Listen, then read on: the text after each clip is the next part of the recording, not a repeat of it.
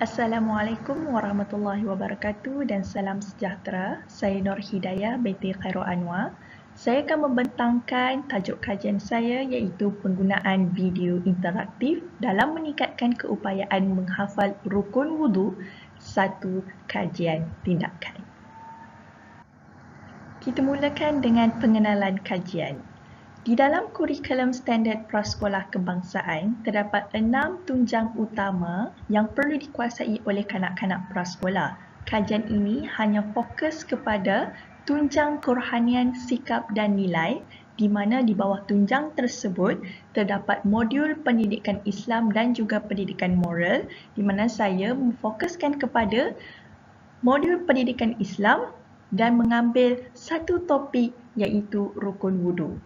Rukun wudu dipilih sebagai topik utama kajian ini adalah kerana saya melihat wuduk membawa falsafah dan disiplin yang mendidik sekaligus mempunyai nilai signifikan dalam aspek kebersihan dan kesempurnaan ibadah yang membawa impak dalam kefahaman serta praktikaliti awal kanak-kanak.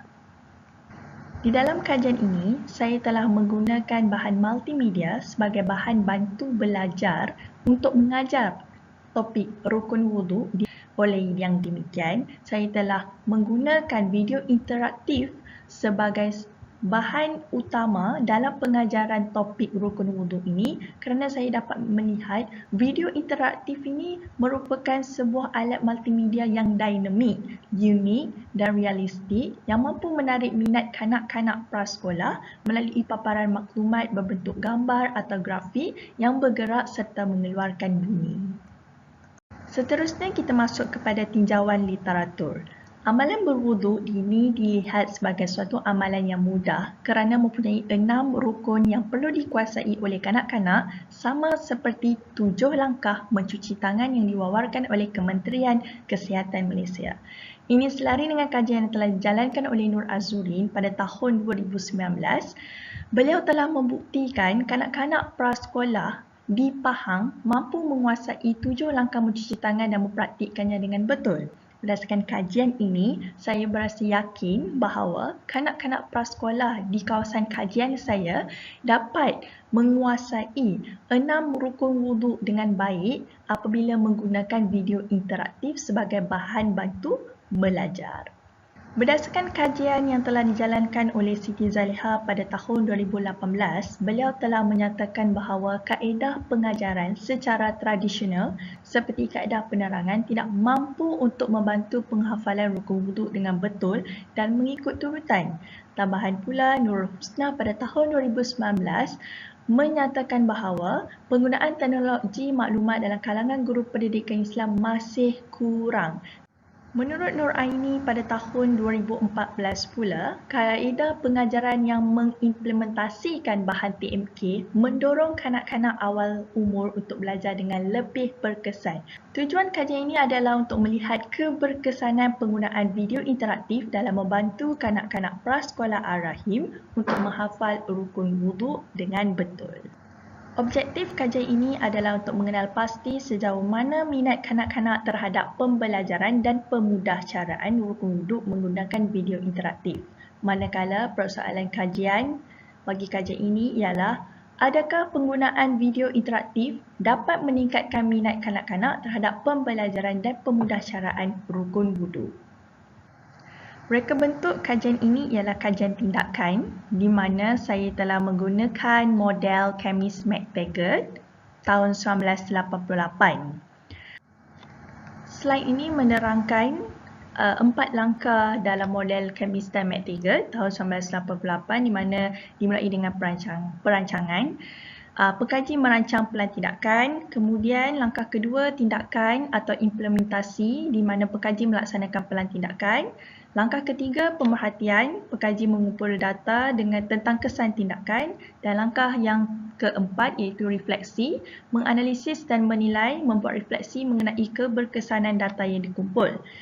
Berikut ialah penerangan tentang pelaksanaan kajian pada kitaran pertama yang telah saya laksanakan. Pada langkah merancang, saya telah menyediakan ringkasan rancangan pengajaran harian yang menggunakan kaedah penerangan. Pada kitaran pertama ini, saya belum lagi menggunakan video interaktif sebagai bahan bantu belajar untuk kanak-kanak prasekolah ini. Sebabnya saya menggunakan kaedah penerangan dahulu bagi menerangkan 6 rukun wuduk tersebut. Kemudian saya menyediakan instrumen, senarai semak pemerhatian, soalan temu bual dan lembaran kerja. Pada langkah tindakan, saya melaksanakan pembelajaran dan pemudacaraan seperti biasa kepada kanak-kanak tersebut menggunakan kaedah penerangan. Kemudian saya memberi lembaran kerja kepada kanak-kanak selepas selesai sesi PDPC. Pada langkah yang ketiga iaitu pemerhatian. Pada langkah ini, saya menjalankan pengumpulan data melalui 3 kaedah iaitu pemerhatian, temu bual dan analisis dokumen. Dan pada langkah keempat iaitu langkah terakhir iaitu refleksi, saya mendapati pada kitaran pertama ini hanya seorang responden sahaja yang menomborkan gambar rajah rukun wuduk itu dengan betul.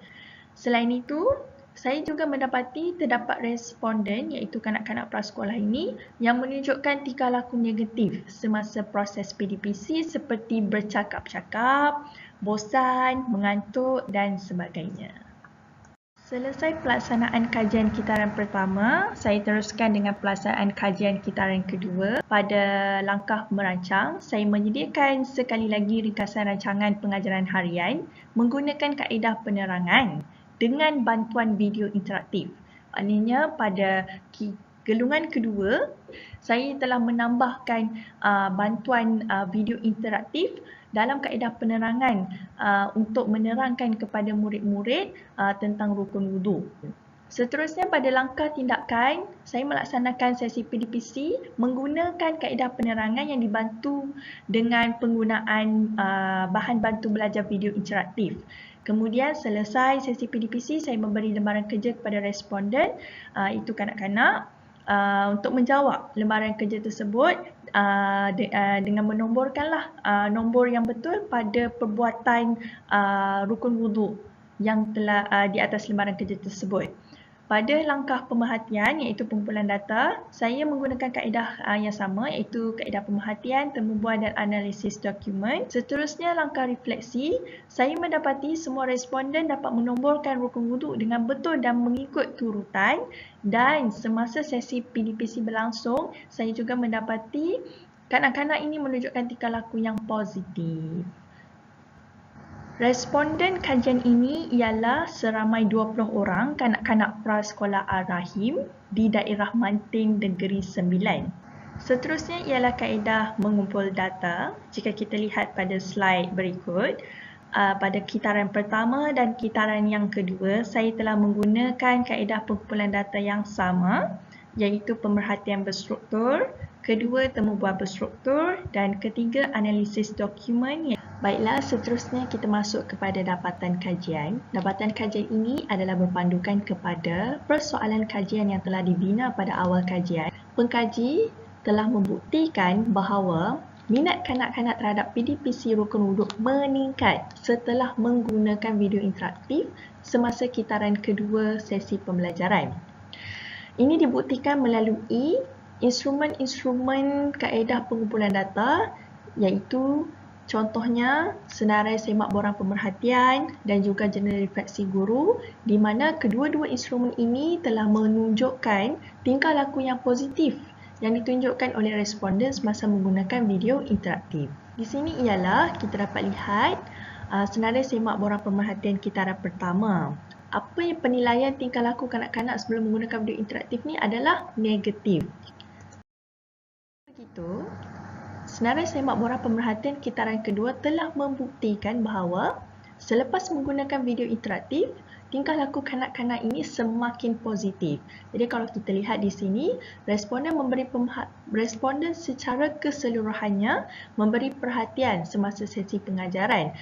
Hal ini kerana responden begitu teruja melihat video yang ditayangkan di hadapan kelas. Seterusnya, responden kelihatan gembira dan seronok ketika pengajaran berlangsung. Secara menyeluruh, pengkaji dapat melihatlah kanak-kanak ini seronok belajar dengan menggunakan video interaktif.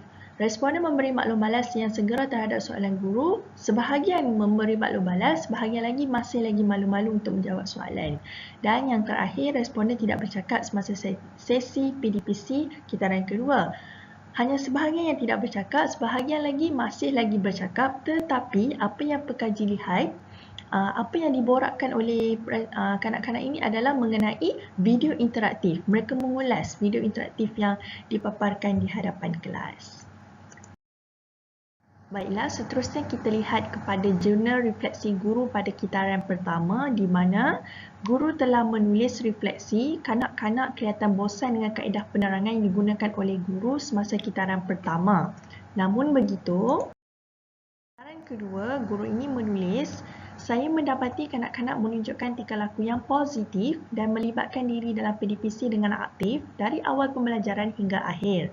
Soalan yang ditujukan secara rawak kepada kanak-kanak dapat dijawab dengan betul dan tepat. Dan ini telah membuktikan pada kitaran kedua selepas menggunakan video interaktif, responden menunjukkan tingkah laku yang lebih positif. Baiklah, seterusnya kita lihat kepada temu bual. Instrumen temu bual telah menunjukkan kebanyakan responden menyatakan sesi pengajaran menggunakan video interaktif lebih menarik. Temu bual kitaran pertama, soalan yang diajukan kepada responden adalah, adakah anda suka sesi pengajaran hari ini? Responden telah memberi jawapan yang negatif. Jawapan-jawapan yang diberikan ini adalah selepas sesi PDPC kitaran pertama yang menggunakan kaedah penerangan dijalankan. Sebaliknya, pada temu bual kitaran kedua, setelah selesai sesi PDPC menggunakan video interaktif, responden ini diajukan soalan, adakah penggunaan video interaktif ini membantu anda menghafal rukun wudu? Kebanyakan responden memberi jawapan yang positif. Dan ini jelas membuktikan bahawa selepas penggunaan video interaktif pada PDPC kitaran kedua, kanak-kanak telah memberi respon yang positif dan suka dengan menggunakan video interaktif dalam topik rukun wudu. Baiklah, seterusnya kita lihat instrumen lembaran kerja di mana lembaran kerja ini telah menunjukkan kualiti jawapan yang dihasilkan oleh responden semakin bagus. Di sini saya telah jadualkan mata skor keputusan lembaran kerja responden mengikut kitaran. Jika kita lihat pada kitaran pertama, mata skor 0 hingga 6 telah mencatatkan bilangan-bilangan tertentu. Namun begitu, pada kitaran kedua, mata skor 6/6 sahaja yang dicapai oleh semua responden, iaitu sebanyak 20 orang. Dan ini adalah keputusan pencapaian mata skor responden dalam lembaran kerja 1 dan 2 yang telah diterjemahkan menggunakan graf. Kesimpulan kajian ini adalah pengajaran menggunakan video interaktif dilihat dapat membantu kanak-kanak prasekolah Ar-Rahim untuk menghafal turutan rukun wuduk dengan betul dan sekaligus membantu guru menambah baik amalan pembelajaran dan pemudahcaraan. Penguasaan kanak-kanak dalam rukun wuduk sejak di alam prasekolah dapat membantu mereka belajar menyucikan diri sebelum menunaikan amalan ibadah dengan sempurna. Cadangan tindakan susulan bagi kajian ini ialah cadangan pertama adalah pengkaji mungkin boleh membina video interaktif dengan menghasilkan kandungan asli iaitu daripada idea sendiri. Jika kita lihat pada kajian ini yang telah dijalankan ini, pengkaji menggunakan video yang sedia ada. Seterusnya, cadangan yang kedua ialah melibatkan responden daripada beberapa prasekolah yang lain di daerah yang sama untuk melihat keberkesanan yang lebih terperinci apabila menggunakan video interaktif semasa PDPC rukun wudu.